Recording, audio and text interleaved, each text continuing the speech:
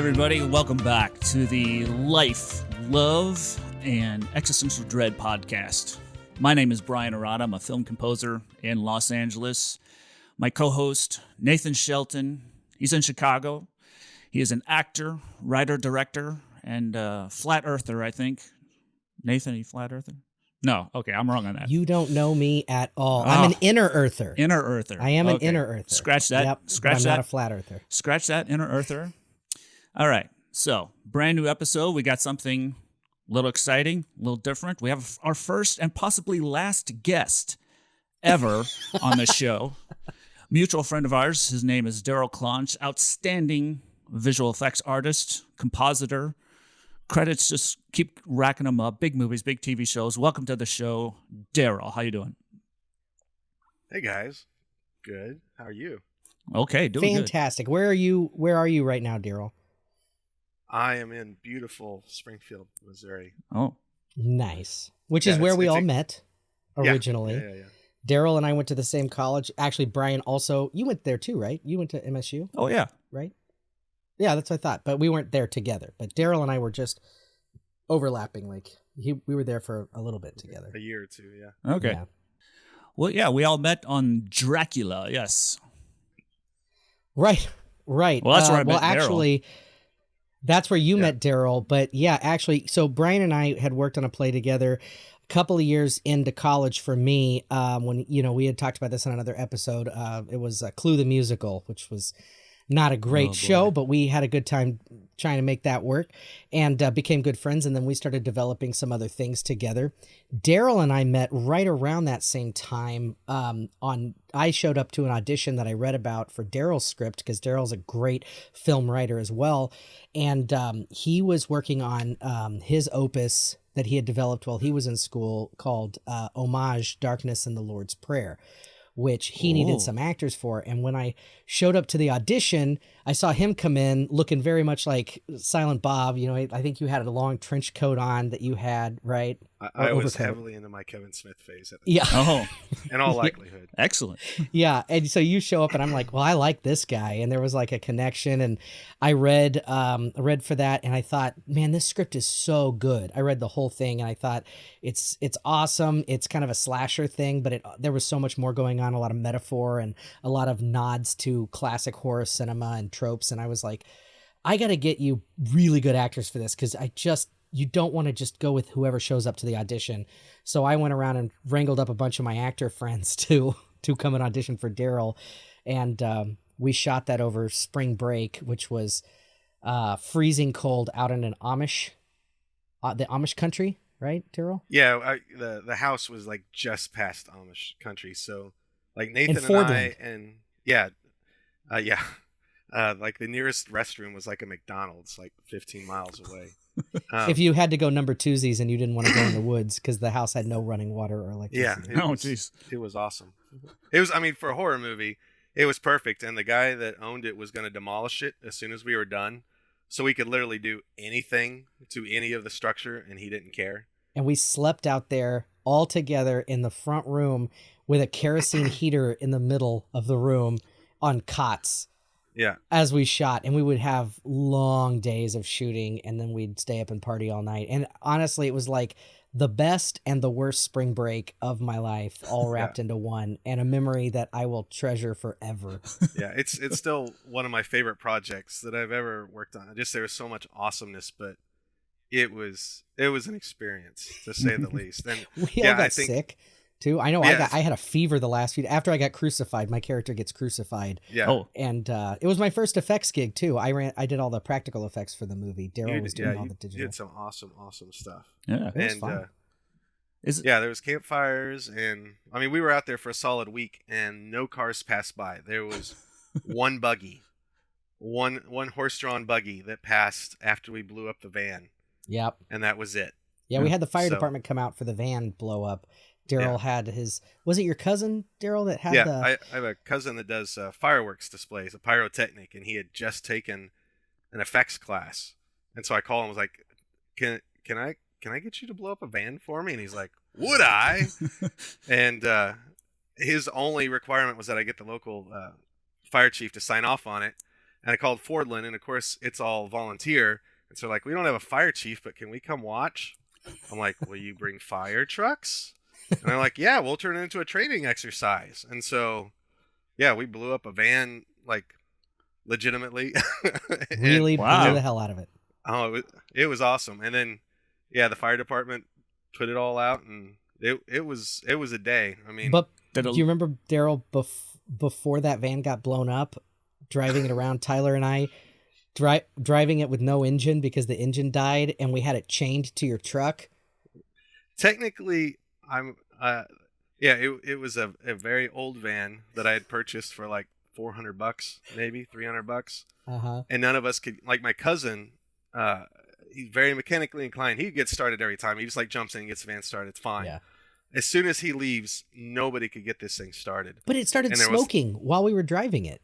Well, we were The engine was so on we had fire. to get some like moving footage, and in retrospect, this van really didn't need to be moving for like half of the stuff that I Right. still wanted it filmed.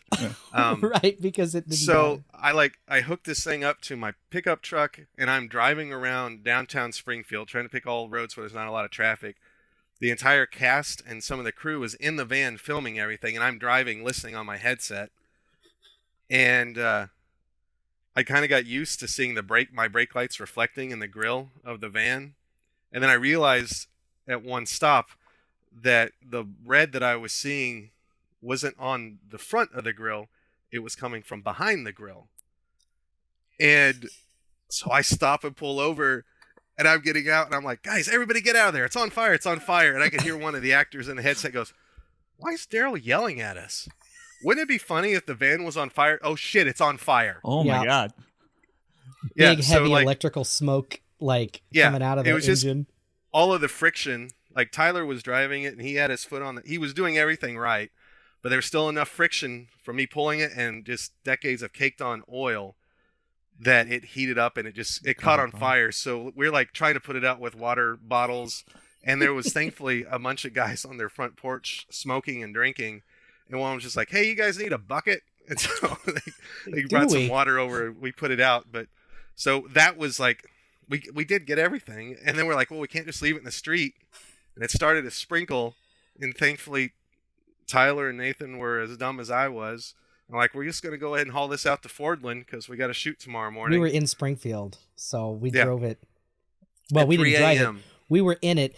Tyler was steering it while we were chained to Darrell's truck in Yeah. Was it sleeting or was it just raining? It was raining. It was nasty because it was kind of really chilly. hard rain. Yeah. So and Nathan's we're just like on going the phone, trying to, and all I hear is him screaming most of the time. There's like one point where we're on 60, and 65 is merging, and this huge semi comes in oh god. to merge, and like I pull the truck over to the other lane, but there's like a 15-second delay before the van Yeah. because starts we're to chained go to to it. the other yeah. lane.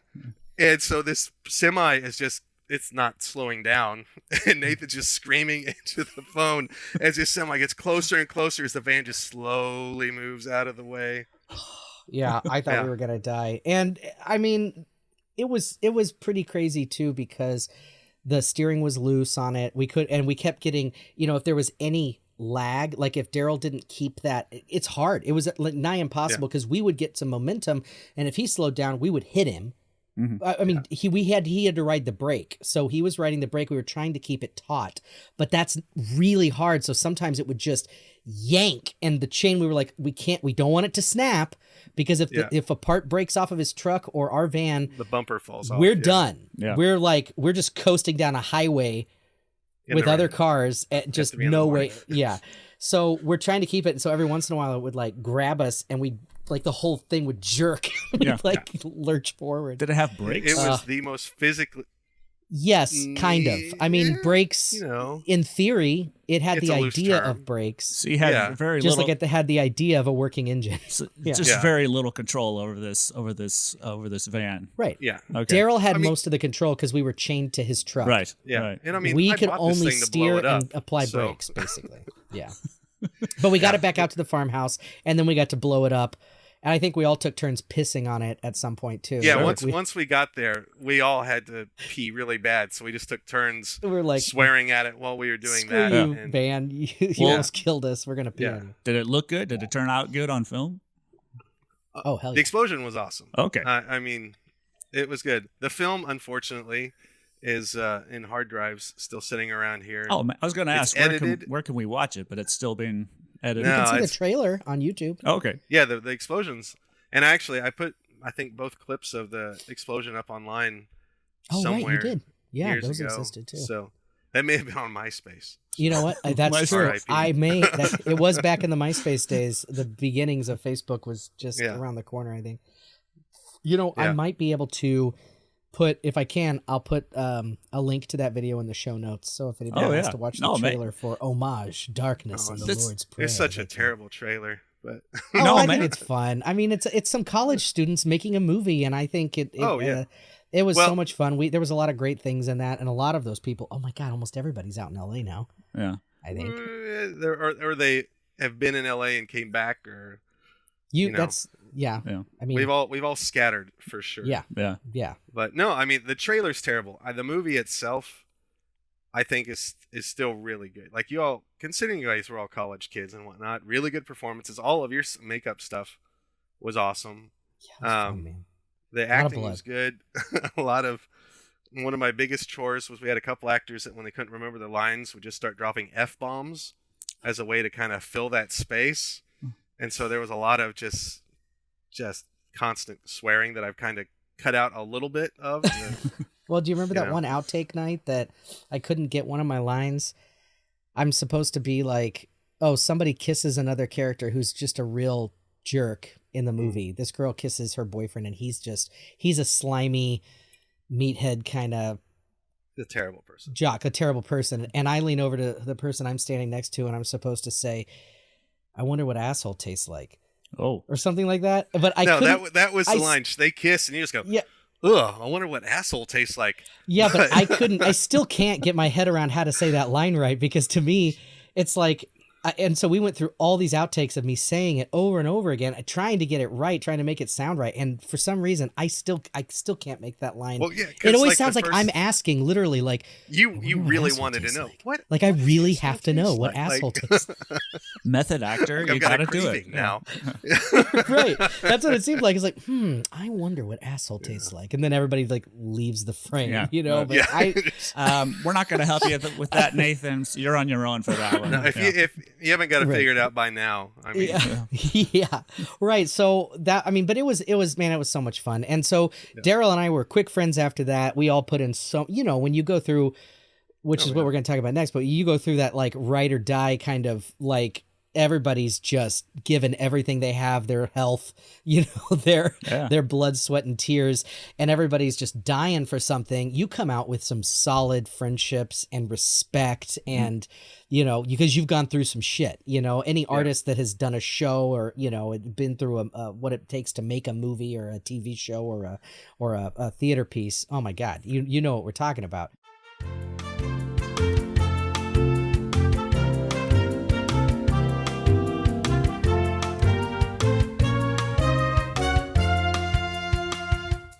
We all worked on Dracula, which was Stephen Dietz' piece, and we pulled Bryan in to do the music because I was directing this piece and designing it, and Darrell came in to help with like video sequences, and then he was in the cast, which was fun because we kind of flipped roles. He was the director of Homage, and then I was the director of this, and we just got to play, and we did play. And Bryan, we've talked about this before, how those rehearsals were awesome. And Bryan, we did all these exploratory movement rehearsals where we turned the lights out in the space, and Bryan would just play stuff on the piano and kind of move with what we were doing. And oh man, it was like some very insane.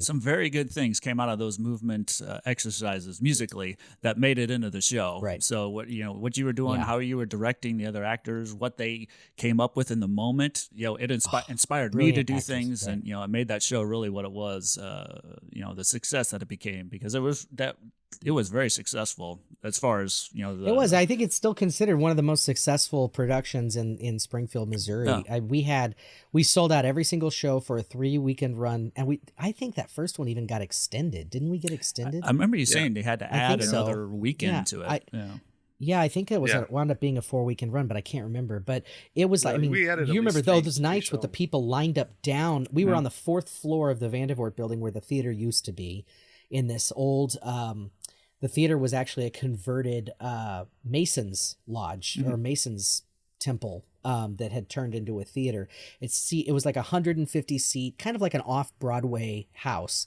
I wouldn't call it a black box because it's not too convert. It had a proscenium stage, no real fly system, but a balcony that wrapped around. Great venue. Yeah. And we did a lot of stuff there. But we formed that production company. We got money, we begged, borrowed, and stole, and we did that whole show ourselves. Just a few college students and all of our friends, and people were lined up all 4 flights of stairs out the front door of the Vandervoort. It was a blockbuster on a nightly basis, just trying to get tickets. It was amazing. Yeah. And Darrell, part of that success is because of Darrell, because Darrell at the time was working at one of the TV stations in town, and he illegally ran an ad for us. Well, not illegally, but it was against the rules. Yeah, I ran it as a PSA. Yes. But which means it went into time slots where nothing sold.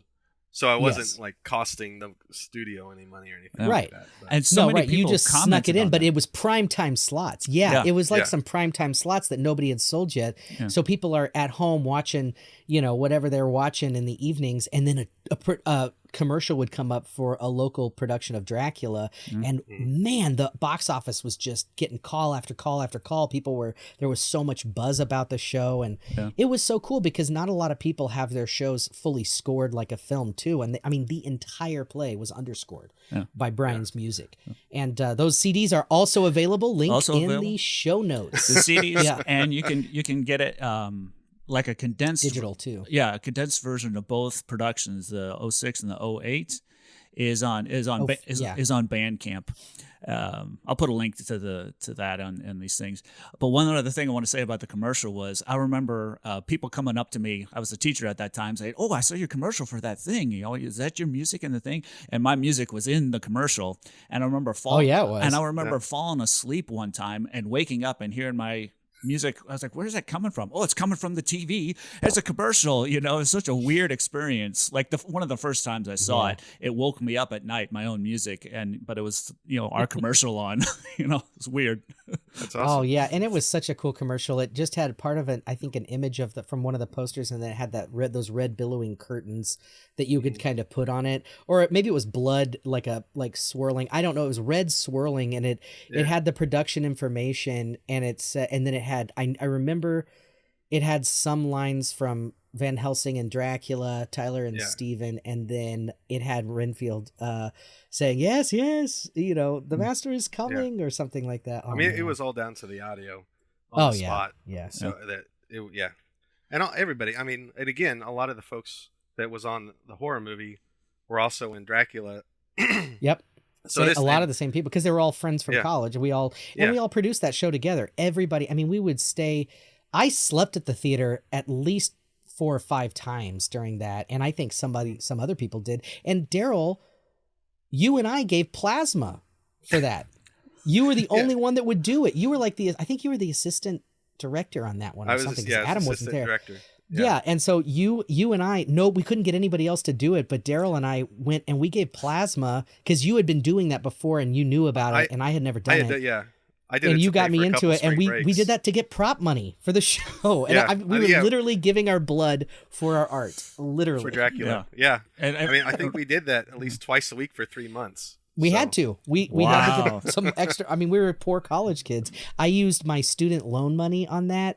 Any money I had went into that. I almost got divorced during that, which later, just life finished that marriage off, but fine.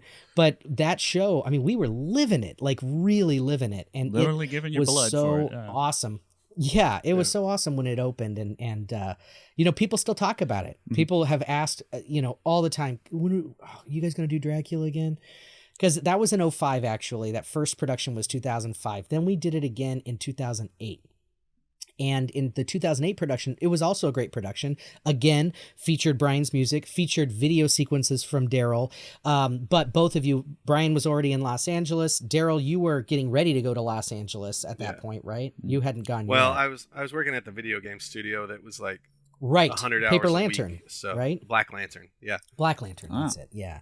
And so you were so busy, but you did some amazing video sequence work for us, and some cool stuff with the bird, I remember, with the crow and stuff, and just really helped that production out. And we had more money going into it. That second time around, we were able to do more stuff with lights, but there was still, the second production was amazing, and it has a special place in my heart, but there's still something about that first real groundling kind of thing of us all just getting costumes from anywhere we could and building everything ourselves. And, you know, that we didn't have help. Nobody helped us. You know, it was just us. We did it as a co-production with the theater, so we paid for everything. We bought the rights to the show, you know, and all that. They gave us the space, and the space was great.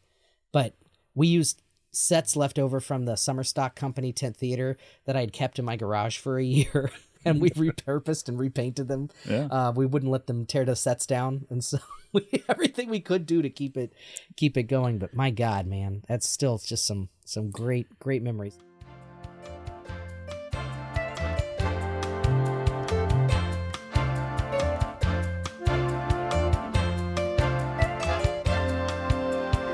So that's where the three of us, the three amigos on this call here, that's where our kind of artistic lives and friendships really formed and cemented. And then we've all gone off from there.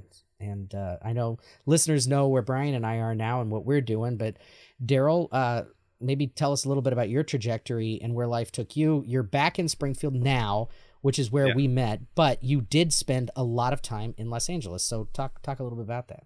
Yeah. Trajectory makes it sound like there was like an actual planned course, and that was not anywhere near the case. Now, like I said, I think when we met, I was working at a TV studio, and I went to a video game studio and was working stupid hours there. And then they ended up like, they were right on that cusp, but we mainly did Nintendo DS games. And then the iPhone became popular and everybody quit putting money into the DS. And so I worked on a ton of Nickelodeon games there, and then they laid like almost everybody off. And so I spent a year here in Springfield, like freshly married, trying to do freelance work. And there's, you know, as one can imagine, not a ton of video game whatnot work here in town. So we decided, my wife, she wanted to try acting, and I definitely wanted to get into movies. And so we were like, well, now is definitely the best time before we have kids. So I went out there and spent 6 months living in our buddy Al's basically utility room, sleeping next to his washer and dryer while looking for work out there. And something that I did not know at the time, but I'm very well aware of now, is like everything's pretty much dead from mid-May to mid-August. And I got out there in April and like was basically ready to come home when I finally got a call back from one of the studios that I had visited. And it was complete accident that I even met them, because there was our buddy Tyler was working at a hotel out there, and they were having a jobs fair that he let me know about. And Disney Animation and a couple video game studios were going to be there. So I like put on my suit and got a stack of resumes and went to this thing. And the two video game studios, turns out they weren't even hiring, but they'd already paid for the booth. So they just showed up to like hand out stickers. Oh, and then, yeah. And Disney was like, have you applied online? I was like, yeah. Cool. Here's some pencils. Check back in later. And I was like, all right. And come to find out, it was a visual effects job fair. So these were like the only three places that were not a visual effects studio. And I'm there with my suit and tie and a stack of resumes. And I'm like, I got nothing else to do. So I just talked to every single booth there. And this one dude was like 6.5 foot tall, Hispanic guy with like full sleeve tats and like, you know, all the way up. He was the visual effects supervisor at a company that had done the effects for Limitless and Black Swan. Mm-hmm. And so I ended up talking to him for a long time just because I love those movies. Yeah, and great effects in those movies too. Yeah, I mean, it was solid. But I didn't have any visual effects experience like on my resume. It was all stuff I'd done on my own. Mhm. But I chatted him up, and he's like, no, I'll give you a call. And then this was in the 1st of June. I didn't hear anything until mid-August, when I'm literally like a week from like going back to Missouri, tail tucked between my legs. And I get a call, and he's like, hey, are you the guy with the suit and the beard? Yes. So I went in, and he didn't even ask for a demo reel. I gave him my resume, and he's like, yeah, that's what I thought. You worked on Sesame Street. I was like, yeah, it was a Nintendo DS game. He's like, you know Muppets. I was like, okay, sure. I was like, so he's like, you start Monday. I'm like, cool. Am I going to be like helping with paperwork or whatever? He's like, no, you're going to be working on shots. It's the first job I got was on Muppets, the Muppet movie that came out in 2011. Wow. And so it's just the one that won for best bizarre- music. The I'm a Man, I'm a Muppet. Yeah, Yeah, exactly. Wow. nice. So just this bizarre, like chatting with him and having Sesame Street Nintendo DS game. They got me into visual effects, and then I lucked out because you don't like a lot of the contracts. It's all project based. So your average contract's Right. like 3 months long. Just happened to have enough projects at this one place that I was there for 9 months and was able to get like 6 titles on my resume, and then suddenly I was officially a visual effects artist, which I love a lot more than the video game stuff, but it wasn't actually intentional. So we were out there for 5 years. We stayed until Persephone was born and about 3 months old, and then Rachel moved back with her at Christmas, and then I came back about a month and a half later, and I started freelancing as a remote contractor, visual effects, with a couple of the studios I'd worked with out there, Mhm. and then one local production place that does infomercials. Started doing some work with them. And the thing that really kind of helped out was I moved back, and I was like, you know what? I'm going to try to get to know the locals again. I've lost contact with all the local film people, and I should get to know some, spread out a little bit. So I sent out emails to every post house that I could find online in the neighboring 4 states, which there were 7 of them. And it just happened that one of them, this dude in Kansas, had done basically the same thing I did, where he had a kid move back to his hometown, except for he had been out there a lot longer, and he had worked at ILM and Sony and a couple of the big ones. So he had some Wow. contacts, Yeah. and I've been working with him off and on to now, so he's really the one that's kind of helped me get some of the bigger shows. And I always forget what I've worked on. Well, I know you've worked on some Marvel stuff. You've worked on Walking Dead, right? You worked on Walking Dead is all stuff I did here in Springfield. Right, Marvel yeah, was and all you- while we were in LA. yeah, and you were doing a couple of other AMC shows too, because you did Nosferatu, right? Weren't you working on? Yeah, Nosferatu? I did a couple episodes of that. I did Yeah. a lot. I mean, it's been a lot of Netflix stuff lately. So it was like the Queen's Gambit was a big one we did last year. I worked on Foundation over the summer. I'm currently working on we're subcontracting for a subcontractor of another VFX place, so there's some NDAs involved in there. Yeah. But I'm working on a couple of kind of bucket list sci-fi shows. Oh wow. That I've been really excited about. One of them, the current one that I'm working on, it's a producer, somebody that Bryan knows really well. So is it Seth? It's been a good couple of months. So Oh, excellent. Yeah. yeah, He's got an NDA, Brian. Oh, I'm- I can't oh, okay. say. yeah. Well, that's But Yeah, that's it's- awesome I though, mean- man. You keep working. I mean, that's the thing is I think people sometimes think, and not just in the acting world, but there's so many, we've talked about the collaborative nature of filmmaking, and especially, I mean, all art like this, performing art, like theater, film, TV, it's all collaborative, but filmmaking, oh my God, I used to think you had to be in one of the markets, like you had to be in Los Angeles or New York or Chicago. And certainly it's easier if you are, because you're amongst all the other people. But then again, it's a double-edged sword too, because the cost of living is high.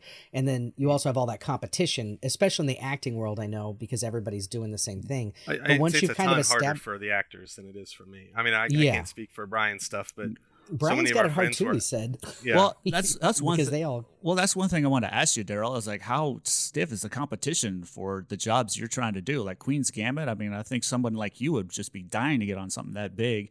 I mean, you probably didn't know that Oh, it was yeah. going to be a huge hit as it was, but I was like, how hard is it to get those jobs? I'm sure it's, relationships and things like everything else, but I was just wondering how difficult yeah, it's or competitive it is. it's it's 100% networking. Like if I didn't spend 5 years in LA building the contacts and getting the resume, then it would have had to have been a different market, like I guess Atlanta now, or New Orleans, or Toronto, or one of those, because otherwise I couldn't get anything except for like little indie things that don't, which I like, but they don't pay a lot of money. Right. But yeah, I mean, and those the are few and competition's far pretty between in Missouri. Oh yeah, 100%. Things, yeah. So it's pretty stiff, but I'm kind of really old for the industry. It's like I saw a pie chart, and it's like people that work in visual effects, because when you're in LA, it's like a 90-hour week. You're just expected to do overtime and then have 3 months of unemployment. It's a sweatshop. It really is. Yeah, No, and there's no reliability to it at all. So like the little pie chart was like something like a large percentage is like ages 20 to 27, and then a smaller percentage is like to mid 30s, and then like it's literally like 3% of people working in the visual effects industry are over 40. Unless they're managing their own company, their own house, right? That's exactly what it is. They're because they studio either owners. decide I got to get out of just doing the schlepping every day, and run something where I'm having other people schlep for me, Exactly. or I've got to, Well, I'm sure that some of the younger people are willing to work for less than someone who's got more experience, a little bit older. yeah. I mean, that's got to have something to do Yeah, with and it. It's like, Yeah, and it's like migrant labor, because it's like if you want to constantly keep in work, you move from LA to Georgia to you're constantly a bunch from the studio that I left. It closed down not too long after I left it, and they opened up their new office in Vancouver, and so it was most of the staff went to Canada. Wow. So it's just and it's a rough industry to like keep anything going in, because I think I've worked for about 13 studios, and I think 3 of them are still in operation. Oh, so wow. Well, you it's see hard, those it's hard effects to build. houses at the end of the credits, and all those names of all those, and some movies have like 19 different effects houses that worked on it, because one whole effects house only did like the fire and the explosions or whatever, and another team effects. did all the bullet hits and all the digital makeup stuff, which, but Darrell's name pops up in so many damn movies these days, and I'm like, that's my buddy. Yeah. It's always nice to see your name. I'm just, I know you're a visual effects artist. I've seen some of your work, but like on Queen's Gambit, what did you actually do? I mean, what was your actual position, and what was the outcome of what you did on that project? I mean, I'm always a compositor, but it was a For lot our of listeners, like Darrell, can you explain what that is? I don't know exactly what I that mean, is either. It's a compositor. I mean, it's just like the word composite. It's taking multiple layers of things and putting them together. So it's like we'll get the footage of the actor on blue screen, and then we'll add in the sparks. We'll replace the blue screen. We'll clean up makeup or whatever. Just adding all the layers of stuff so it looks like something with depth, and make it a little more interesting. A ton of it is cleanup. Like, it's not sexy, but it's like removing cables or grip gear and stuff like that, or fixing makeup. I know you've done that. Somebody didn't have a good makeup day or something, or they didn't have a good effects, and so you have to like make it look better. I remember smooth out a lot of scenes. I worked on a couple of Ryan Murphy jobs now. American Crime Story. We just did one that hasn't come out yet. That's a Jeffrey Dahmer miniseries. I've seen an ad It's for gonna be that, on Netflix. I think. Yeah. Wow. And like he and his team focus on wigs, and so it's like a ton of wig fixes and like making sure that there's no glue up there. I mean, so there's the sexy stuff, like in Queen's Gambit was replacing backgrounds and stuff so it looked like 1960s or whatever, Russia and all that. Okay. But then there's a ton of fixing glue lines, or like on Winter Soldier there was a couple of shots where they'd filmed late and Scarlett Johansson had some bags under her eyes that the makeup just couldn't conceal, so I was in there easing up the bags under her eyes. And I've done a ton of work making beautiful women more beautiful, and it's a little, especially as a dad. It's a hard job, Darrell, but somebody's got to do it. I know, right? So rough to be working on Scarlett Johansson's face as a job. Jeez. Well, that was one of my early assignments at the first studio was Perks of Being a Wallflower. There's a Rocky Horror Picture Scene, and I had to fix a slight wardrobe malfunction on Emma Watson. And I was like, this is a tough gig. So, no, that always interests me. It's a hard knock life. No, it always interests me. I see everything, your name pop up and all those credits. I was just, what does it actually do? What are you actually doing? But I get more what you're saying right now. Because I didn't know what a compositor was, but then I see stuff like X-Men: Future Past. I was like, oh man, it's a huge movie. Winter Soldier, love both of those, of course. Yeah, I did some of the space stuff in the first Guardians of the Galaxy. It Oh, was a lot of fun. The Thor And Brian 2 worked was on a the lot of second hair Guardians of fixes. the Galaxy. No, I heard you guys talk about it. I was like, just missed. Oh, okay. You got the first one. I got the second one. All right. Yeah. I'll get the third one, guys. Nathan's Okay. I'll be the guy in the background holding a drink, just being like,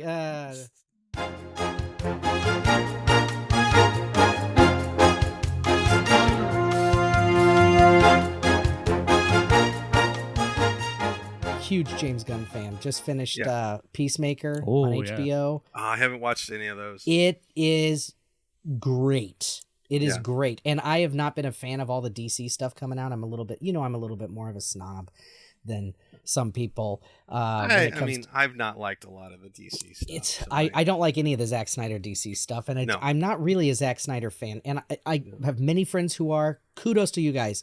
I'm not trying to knock your boy. For me, he doesn't do it. It's a lot of visual fluff with not a lot of substance, and it drives me he makes nuts. like really good concept art movies. Yes, like yes. Was a Sucker Punch. Like I will turn the volume off of that and just watch let it run with my own soundtrack going because it is pretty. And same with Watchmen. Like I love the bass stuff. Yeah, but I don't. Yeah, I had a lot of friends that were constantly posting like the Restore the Snyderverse, and I tried to watch it. I couldn't. No. I mean, just the first scene, I was like, well, this is way too dramatic to start a movie. Yeah. It's like everybody's so morose and intense right off the bat. I realized in watching the Justice League that everything that I actually liked was obviously the stuff that was shot by Joss Whedon. Whatever his place in the world is right now, I definitely preferred his stuff over Zach's. So I was just like, you know what? I'm going to let them enjoy what they're going to enjoy and not comment on it.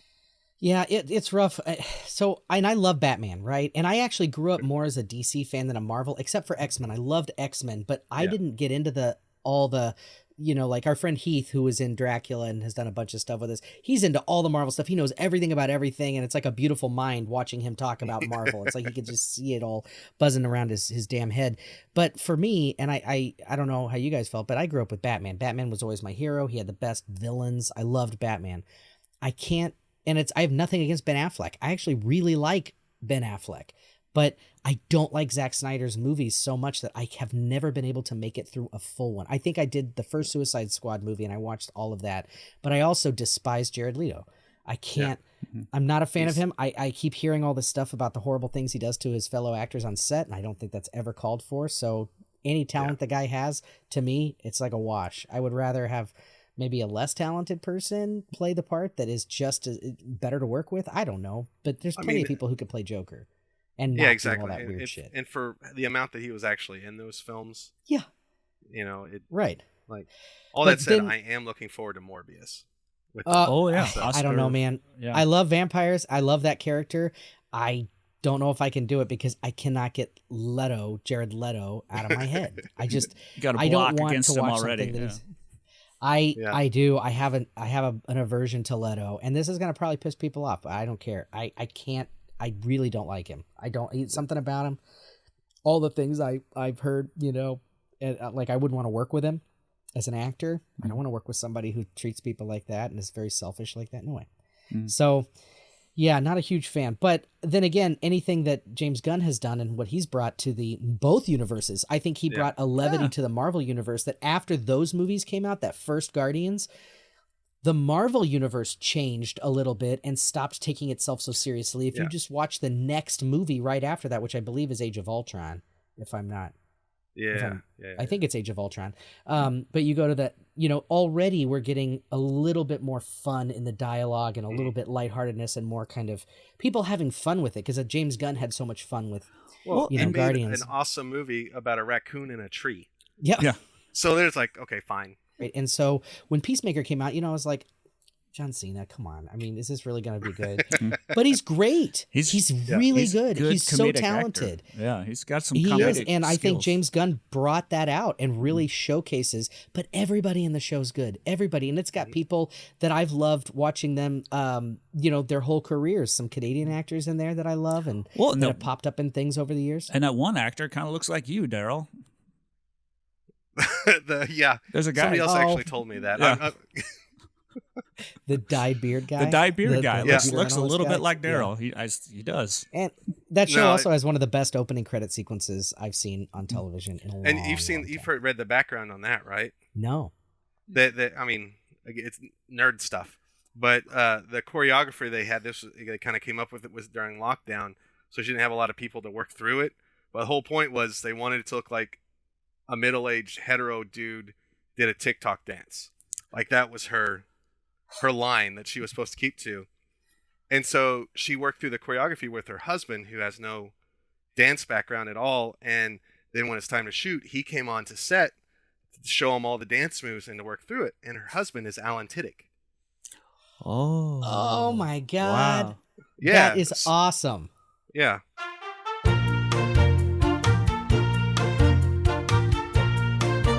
I love it. I mean, we're all getting into our 40s or already in our 40s. And, you're just seeing all of us starting out in Missouri, not knowing what we're going to do and where we're going to go. And everybody's doing cool things and making it work. Darrell, you've got 2 kiddos and balance that, a wife and your family, and are able to do all of that very well and still work in the industry that you love from Springfield.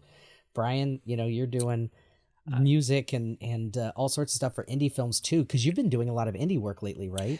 People have been hitting you up for indie work. Yeah, quite a bit of that. That's coming back a little bit, despite the pandemic. And but I also write a whole bunch of stuff for online music libraries, and they get placed in all kinds of stuff. Right. And so it's like I don't see where it goes, but I just get my. But it's getting used. It's getting used. I'm getting royalties, and so that's I do a lot of that more so than here's another independent film. So and both of them pay some bills. Quick plug, but which one of those music library services do you recommend people use? The big one, BMG. They have the widest reach to any production house on the planet. There's stuff in there that gets into everything. Netflix, Prime Video, regular network shows, big movies. They have their reach into every production studio, big movie studios on the planet. They're bigger than anyone. I'm lucky enough to know one of the guys who kind of evaluates new composers, and every once in a while I'll say, hey, is this something good? And he's like, no, or yes, and then you get something in there. So I got a connection directly with that guy. But yeah, thousands and thousands of production houses all over the world use that library. So lots of people So listen. as an artist, What's you that? said BMG? BMG. Yeah, BMG. Okay. Yeah. Okay. One of the biggest. As an artist, do they treat you the best? They're very good. It's very fair. They get whatever the licensing fees are, whatever the sync fees are, what have you. They get 50%. You get 50% because you couldn't have one without the other. Nice. The content without the placement. Yeah. So I was like, yes, of course you get 50%. But some of that stuff, man. There's some of those that I've looked into. It's like 10% goes to the artist, and then Yeah. Those are bad. Yeah, stay away from those libraries. As far as getting artists paid.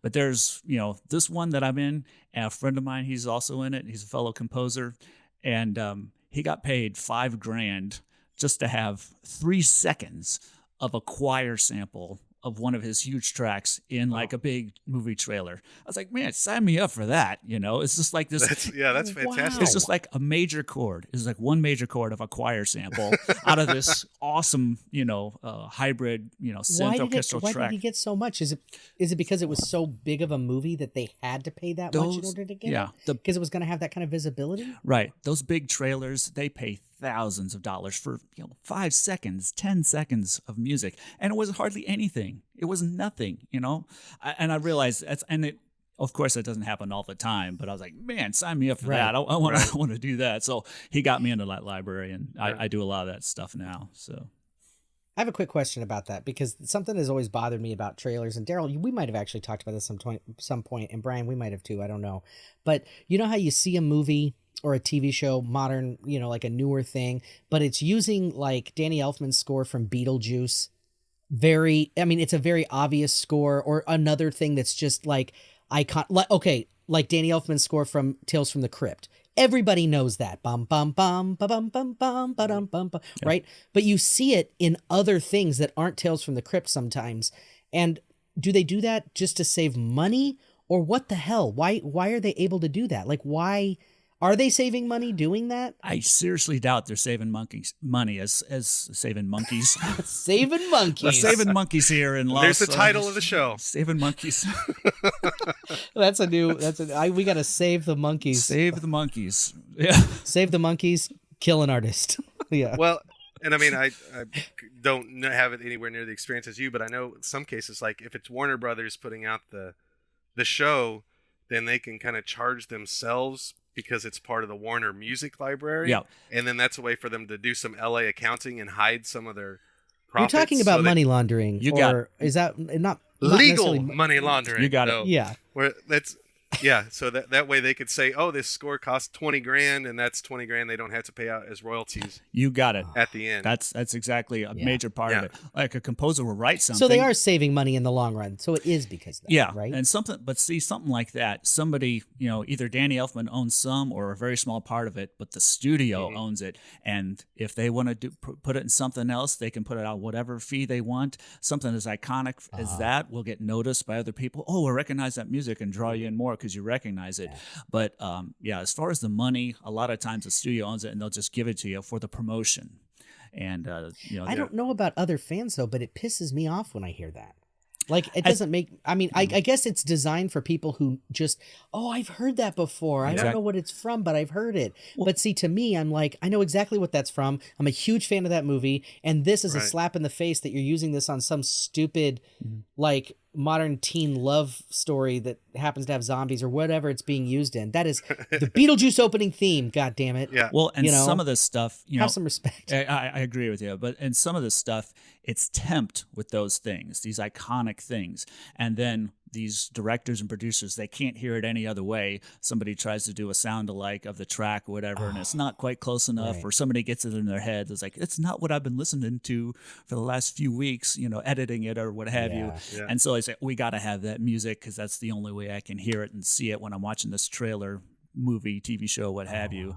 So that I know that's happened because it's happened to me many times. Replace this temp track with a sound alike, but it's not quite what the temp track was that they're so used to, and so my score keeps getting rejected, or I keep having to redo it, whatever. That's part of the industry.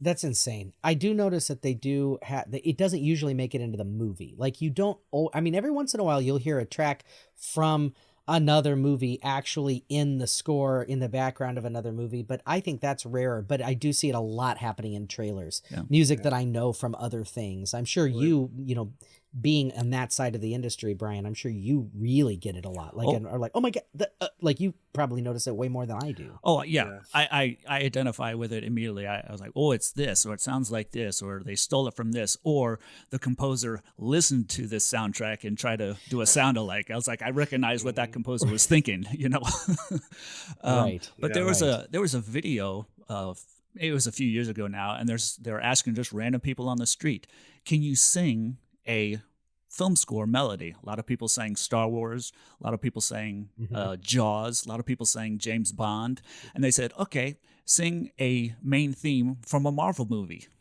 Nobody could do it, and that goes to the point where the composition and stuff like that, who the composer is and what they're doing. But it was such an unusual thing to say. That's like, nobody can name a theme from a Marvel movie. They're just not as memorable as something like Star Wars. Yeah, you mentioned at least two John Williams scores. Yeah, both. Yeah. Two of those are John Williams. Yeah. The Danny greatest, Elfman, John Williams. Yeah. one of the greatest film But yeah, composers of I our can't time. think of any.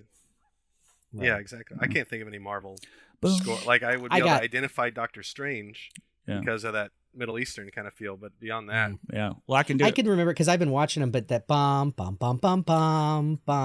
That's Guardians. I kind of, Yeah. Yeah. That's Tyler Bates on Guardians. Yeah. And he's not. Tyler Bates. Yeah. That's great score. Yeah. So it's just, part of the industry, part of working with it, make filmmakers happy. And another aspect of that temp music stuff, there was one big, I think it was the first Thor movie, and they had the score temped with some Hans Zimmer music, and the guy who redid it was so damn close to the Hans Zimmer score. You hear them back to back. This one, I was like, oh man, you might as well be ripping them off. I mean, come on. So that's that kind of It's stuff like goes the on. Bernard, Yeah, that kind of stuff goes like on the Bernard all the time. Herrmann Yeah. score for Psycho being used in Reanimator. That was he said he was doing something different, but it's basically the exact same thing, kind of like slowed down or something. Yeah. Yeah, because I remember I went to you and I'm like, hey, I need this score, and I want it to sound like the opening to Reanimator, and you got back to me and you're like, this is Psycho. This is the score from Psycho. This guy just ripped it off. Yeah. And, I think that is it Richard Band or whatever his name is who did the music to Reanimator. That he, I think he got some flack for that too, but he was trying to pay homage to it. But it's a little close of an homage, I guess. Well, it's irritating. Richard Band or Charles Band? Charles Band's the film director of Full Moon, right? Yeah. He does some of the music though, so that's why I think it's his brother Richard. Okay. I think, but I'm not positive. Remember, we went to the Full Moon. We got to tell that story in a minute, though. Yeah, Brian, what were you saying? Yeah, Brian has got finishes. Well, and I will praise John Williams for everything he's done. I want to add this in here, but he's not completely innocent either. All right, the opening scene of Star Wars, the first scene of the ships flying over, it's from Mars, of the planets Gustav Holst. It's in the same key. Yeah. It's in the same exact key of this real dissonant, punchy chord going over and over and over again. I was like, oh boy.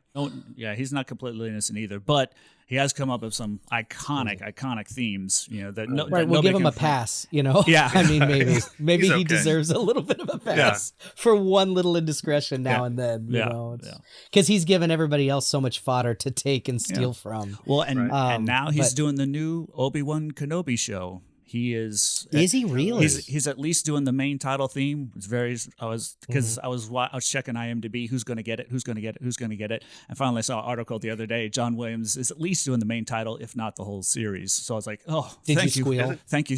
Well, it was like I was just so thankful. It's like, of course he's got to do it. It's like who else could possibly do it? Isn't he 92? He just turned 90. He's just turned 90. Yeah. Okay, I knew it was somewhere around there. He's got to be held together with swizzle sticks and duct tape or something. Yeah. I mean, that's insane.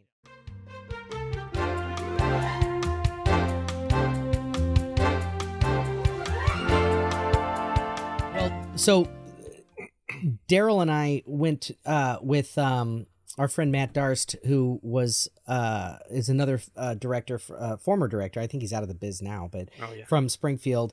And we went to meet some of our icons in the horror industry at it was the first and only annual Full Moon Entertainment film festival. Right, a film festival, or was it just it was a convention of something? A film convention, in Little Rock, Arkansas. In Little Rock, Arkansas, because they were shooting a movie there. They loved Little Rock, and they thought, okay, we're gonna do this.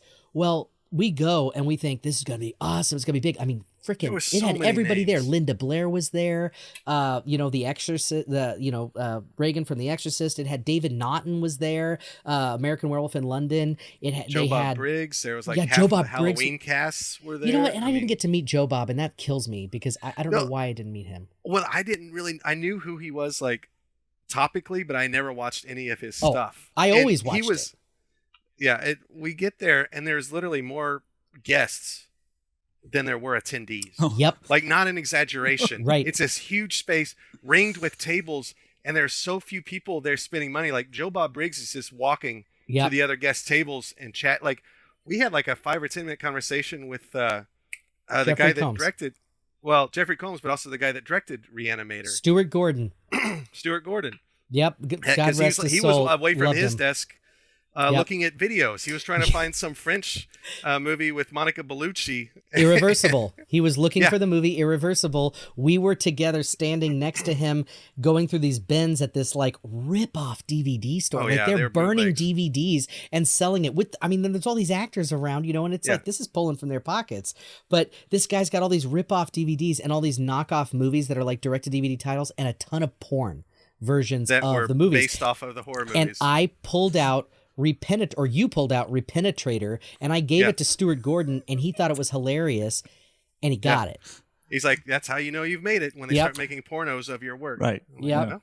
And Stuart Gordon, he was such a nice guy, and he's a Chicago guy. He started doing theater here in Chicago, had his own theater company, and I would have loved to have worked with Stuart Gordon. But Oh, yeah. I got to talk with one of my idols, Jeffrey Combs. We hung out with Jeffrey Combs for like 30 or 40 minutes because It was nobody was there to talk to ridiculous. him. So we were just sitting there chatting and Yeah. did the same thing with David Naughton, talking to him for a while because he had actually come to Springfield and performed Do a in play, a yeah. play at Landers at the Springfield Little Theater. And so we had that to kind of talk about, you know, and everything. And then Darrell had an encounter with Linda Blair. And Uh-oh. Darrell, you have got to tell the story because it is fucking hilarious. Okay. So she's like 5 foot tall. She is If tiny. that, she's a hobbit. Yeah. And her bodyguard is this giant gentleman sitting next to her. And a buddy of ours, Mickey, he has some pit bulls, and he knew that she runs a pit bull charity. And the dog that she had adopted that kind of got her started this had been sick. And so She had he and I posted been keeping up. online. Yeah. Yeah, she posted up how the dog was doing and all that. And so I was kind of familiar. And I was like, it has gotten me in some kind of trouble a few times where I try to come up with a connection with the person signing. Like, it's not just a, hey, here's $50, give me your autograph sort of thing, which is my own issues. But anyway, so like she has this big banner behind her about the Pitbull charity. And I come up and I hand her my money, and she stands up, and Nathan and Darst are next to me. And I go, oh, by the way, I've been keeping up with the story with your dog. How is he? And she just... Well, but you said the name. It was like, let's just say JoJo. I don't know what the name was. Yeah.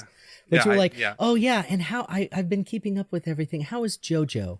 Yeah. And she just went like, her eyes just turned like, I physically felt fixed fire. with this stare, and the bodyguard And the guy just does behind a her slow lowered turn. his head, was like, Yeah. The bodyguard does a slow turn and he goes, it died last night. he was like, JoJo died last night or And- yesterday or something. Yeah. And Darst just goes and disappears. it disappeared. And I slowly slunk away, And like, leaving Darrell to deal. she's Linda Blair again. She's 5 foot tall. I'm 6 foot. She is staring at me across this table. I can't move because all of this rage. This is during the era when like the Michael Vick thing came out, where he was dog fighting and Mhm. killing dogs and all that.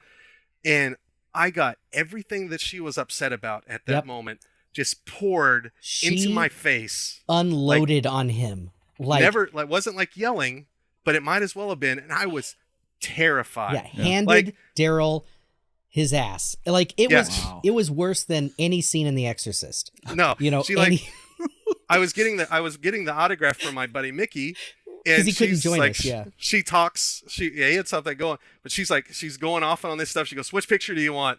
And I just like point randomly because I could not move my eyes off of her, and so it was something like she's got like bare midriff and like all this other stuff going on, and I was gonna have it signed to Mickey, and she goes, "What's your name?" I go, Darrell, and so she's signing my name on it instead of his, and this goes on for like 15 minutes, and God bless Nathan. He keeps like moving to the side and trying to like interject with little comments or questions to kind of like diffuse her and distract her. it Her didn't work. eyes never leave mine. I swore she was going to do a ninja flip over that table and rip my head right off of my body. I mean, Wow. just so much for It 10 was- minutes. And Yeah, then she goes, it was a "Here's your long autograph." time. Yeah, And I go, "Thank you." yeah. And it just like turned and like a chastened toddler just like sped away to where Darst was hanging out like 50 feet away just watching. Yeah. And Nathan comes up. I could not watch The Exorcist again for a solid decade because it messed with me. She's that terrifying so much in real life. I will never forget that. That story was so funny, but it was terrifying on the day. And I felt bad for everybody involved. You know, I felt bad for her. She's going through this grief. Yeah. Obviously, she's got some other things going on. Maybe she probably shouldn't have gone to the event. And Yeah, it was Darrell probably a is bad time. an incredibly nice guy, was just trying to be nice. And also, I mean, she posts all this stuff on social media. It's not like he was really creeping. You know, he's a fan. He knew that she really cares about these rescue dogs. So he was legitimately concerned. But a lesson to everyone listening, maybe don't bring up anything that could potentially have an emotional negative impact on anybody at a con. Just keep it light, keep it happy, keep it peppy, keep it gay. You know, don't go don't go with the things that could be, you know, because that turned dark really fast. But it's all cemented in my mind. All those beats of her locking in, the bodyguard lowering his head and saying, JoJo died last night or whatever. Like JoJo died last night, or JoJo died yesterday or whatever it was. And I was like, oh my God. And oh man. And then just unloading on you.